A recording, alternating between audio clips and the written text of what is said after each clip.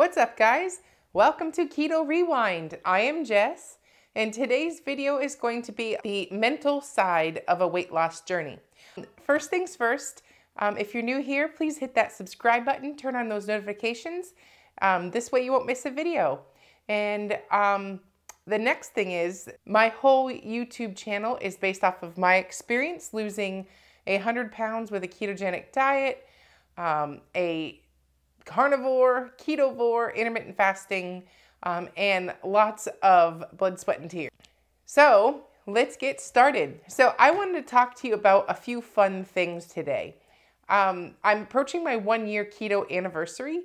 I like to talk about this kind of topic because mainly when I started my weight loss journey, I thought this whole journey was going to be basically a real cut and dry. It's all about the weight. You get to your goal weight, you move on. What I found out after going along this journey is, for one, a journey isn't an overnight success. It's not, it doesn't take a week long. You know, you can't just be great one time a day and then everything's going to get fixed. So what I found as I went on and battled the weight loss part of this journey, I realized how wrong I was. This journey is really nothing about weight loss. This journey is a mental battle. If you're like me, who was 140 pounds overweight, it's not going to take one day to fix everything that was wrong with this girl. You know, it's a journey and it's a process, and it's not going to happen fast. This is something that anything that's a quick fix is usually not right. And it's usually, there's a reason why it's a quick fix, and you know, it sounds good. It's because it's not how it works. It works by fixing your head. So I don't want to say like I sound crazy or something like that, but I'm saying anytime that I had a moment where I didn't feel my best, food made me fix it. So being an emotional eater, binge eater, stress eater, all that stuff, food was my fix. And it didn't make sense to me to try any other way because that worked. So like, kind of like if you have a cold, would you, you know, like you've got you're sneezing and hacking and coughing, would you take heartburn medicine for that? You're like, no, that wouldn't fix anything. You know, would you take an antibiotic? That probably would make you feel better. That's the fix. So it's a logical choice, right? Well, for me, that's what I'm talking about. Like, the logical choice was to eat. I would make myself feel better. That turned into 140 pounds of excess weight on my body, though. So let's talk about the mental side of a weight loss journey.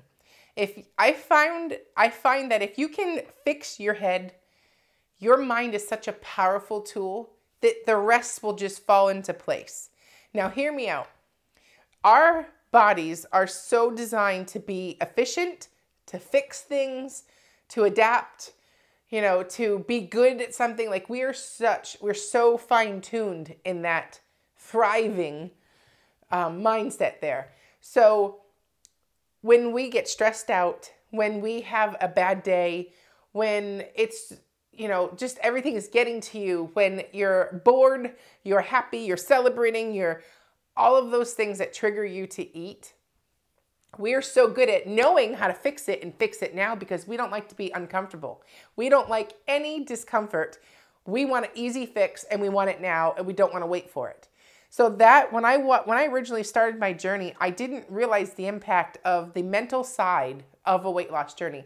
I feel like my weight loss has been a side effect of fixing my head, my mind. So, and hear me out. I know it sounds crazy, but I really feel like the weight loss is just a side effect of fixing my head. Like, I feel like I had a mental problem, not a weight problem.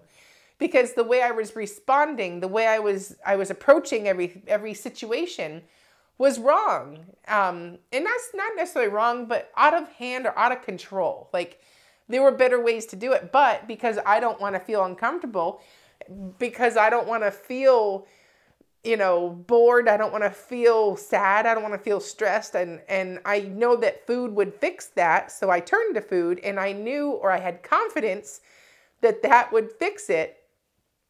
It was something that just started to be what I did every time. And that is the part that you have to change.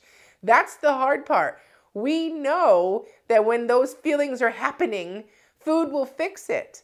If you're a food addict or a sugar addict like I was, food fixed it. So why, if I knew food would fix it or make me feel better instantly, why would I try something else and experiment?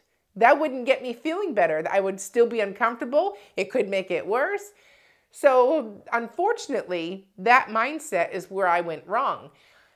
We are so conditioned to wanting instant gratification, instant result. When you are stress eating, when you are emotionally eating, when you're boredom eating, when you're, celebrating eating, what's going on when that is all happening? Like, what are your feelings? Like, is what's triggering you to eat? And it isn't until you figure out the mental side of that the changes are going to come. Because when I started my journey, I didn't even notice any of I just didn't understand it all. So now when I find myself wanting to binge, when I find myself stress eating or like being tempted to it, I notice the signs now, and I didn't notice them when initially. I mean, it's probably why I gained 140 pounds in the first place. I wasn't paying attention to what my body was telling me. My body was saying, something's wrong, fix it. And you know what to do. Like us as individuals, as humans, our bodies are so efficient. So when we have a problem, we know how to fix it. And we go from this temporary feeling of discomfort. We are able to fix that discomfort and, extinguish it and be back to feeling good again. Because we want to feel good, right? So the psychology of the weight loss side is our body is so good at fixing what's wrong. So when we're stressed or something's going on, we know how to cope. We know how to fix it. We know how to get back to feeling good again. But the problem with that is those unhealthy habits turn into 10 pounds overweight, 30 pounds overweight, 50 pounds overweight, and on and on. We don't know how to fix a fix. So like we find a way to fix it to feel better quick. And it's a confidence issue because when we eat something and it immediately makes us feel better, we have confidence that that is the fix. That is going to make us feel better now. We don't test around. We don't take that time to find other areas to make ourselves feel better. But because we feel so bad and that feeling of discomfort is so unsettling that we have to find a quick fix and fix it. And I found myself doing that. So it would apply to even boredom eating. I'm bored. What do I want to do? What feels good? Oh, eating a bag of potato chips. Here I'm stressed out. Oh my God, I'm, all kinds of stuff's going on in work, my kids, bills to pay, stress. Let's go have Mexican. That'll feel good. Tortilla chips, tacos, like margaritas. It solved the problem. I no longer felt stressed. I felt good because those tacos made me feel better. I knew those tacos were going to make me feel better. So do you understand what I'm trying to say here? Like we have a system in place to get feeling better quick. We are good at that. Now, the hard part, this is where the weight loss journey and whether you're going to succeed or fail is when this finding a new way to cope is going to come into play. When I started my journey out and I was going through this and I was using fasting, which prevented me from being able to turn to food when any of these situations rose up, or popped up in my day, I had to find other ways. And it was miserable to find other ways to cope. Eating is so easy. Oh my gosh, it's so easy. It feels so good. And, but at the same time, it got me 140 pounds overweight. Like that was not a way to cope. There are other ways, and part of the journey is finding these other ways to make you happy. So now what do I do differently? I still use intermittent fasting as a huge game player in this battle. Like that is a huge part of how I have curbed these cravings, and to fix the mental side of things, because it forced me to find other ways to cope. So my new coping mechanisms are, I made new friends. That, as silly as that sounds, I made new friends. I have a great time with those friends. If I'm stressed out, I know I can go blow off some steam and socialize. And that was something that I haven't done since my, for 20 years. I haven't done that since my college and high school days. Like, it was very different to make new friends as a coping mechanism. But you know what? Now, those lasting friendships are sometimes makes the difference between having a good day with my eating and not having a good day. Because you can get stuff off your chest. You can talk. You can distract yourself from what is driving you to eat.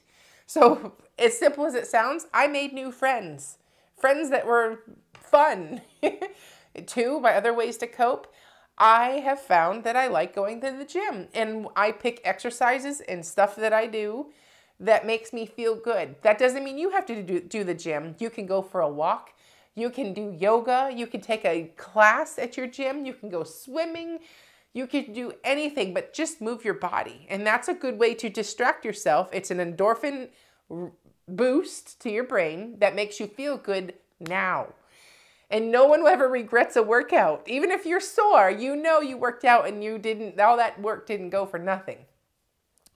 And then let's see, some other ways that I cope would be, I choose this for that. Sometimes it's not always that easy to make new friends, to go to the gym. Sometimes switching from what I would normally binge on, like a bag of chips, can be switched with a can of sparkling water. It can be changed with a handful of nuts. A this for that, like a better choice. So you're still eating, but you're not using something that's clearly, a bag of chips is way worse to eat than, say, some celery, like a this for that. So, but you have to find what works for you. And that's the mental part of this challenge that makes it so hard, because you want relief. You want the fix now. And when you go through these changes and find what works for you, you're experiencing discomfort or being uncomfortable longer, which creates the stress level. It's not the immediate fix that you're desiring, but know that if you work on these skills, you should treat eating like building muscle. Every time, say you took a 10-pound dumbbells and you did them for 10 times, it was so hard. But if you did that every day in a month, those 10-pound dumbbells would be so easy for you because you would have built muscle. You would have done it every day. So take that same concept where instead of just turning right to food and getting fixed with the food, practice this skill to redirect, to work on these cravings, and that muscle is going to grow. So if you did this consistently for a month, you would be stronger than you would have been if you didn't do it at all. So it builds your willpower. It builds your confidence. It builds your just overall self-worth to find other ways to cope and to live life again. You've got to find other ways that bring you joy in your life. It's not always going to be perfect. You have to work on these things, because if your weight's your problem, like it was for me, I was morbidly obese. My weight was my problem. What do I have to work on? My weight, and finding ways to win these battles. And it takes time, it takes consistency, but you work on it every day and you build that muscle, if you will. It's not really a muscle, but I'm using that as like the concept. Build that muscle of willpower, of redirecting, fighting for yourself every day, and that gets stronger. So one thing I always see all the time is when I get to my goal weight, I'll just be happy. You can't be more wrong. If you don't start loving yourself now and working with what you have in the body that you have right now, and you don't work on that now, if you get to your goal weight, nothing's going to change. Yeah, you may look better in the mirror, but you're still going to hate yourself inside. Like, you've got to work on the mind part of the battle. It's not just about weight, and you have to take the focus off the weight. And if I knew now about how much of the mental side of a weight loss journey there was going to be, I might have been too intimidated to even try, because that sounds like way harder than it should be. It should just be about weight, right? Couldn't be farther from the truth. It is so little about the weight, and it's so much about the mental challenge of it. How you talk to yourself, how you approach yourself, how you treat yourself. You know, like the self-care days. Like when I got morbidly obese, I stopped pretty much all self-care. So, I mean, you've got to find ways like that and start taking care of yourself. I never scrubbed or exfoliated or spent any time on myself when I was morbidly obese. I deserved it. It would have made me feel better, you know? Who doesn't like a massage? Who doesn't like going shopping for clothes? Who doesn't like makeup? Who doesn't like just all the stuff that's fun about being a girl? So I stopped the self-care. I stopped caring about myself. I stopped putting myself first. And I started taking the easy way out. So when I had a bad day, or I got stressed out, or something bothered me, I turned to food. And that's how I gained 140 pounds. So if I could stress anything about losing weight, and this concept can be applied no matter what diet you're on. I personally just resonate and vibe with keto and carnivore and intermittent fasting.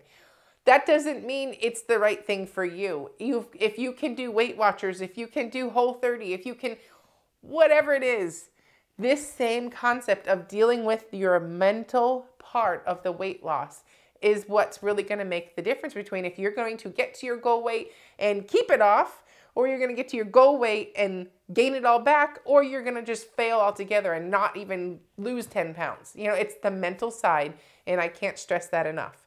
So I hope these gave you some thought-provoking thoughts to go into the weekend.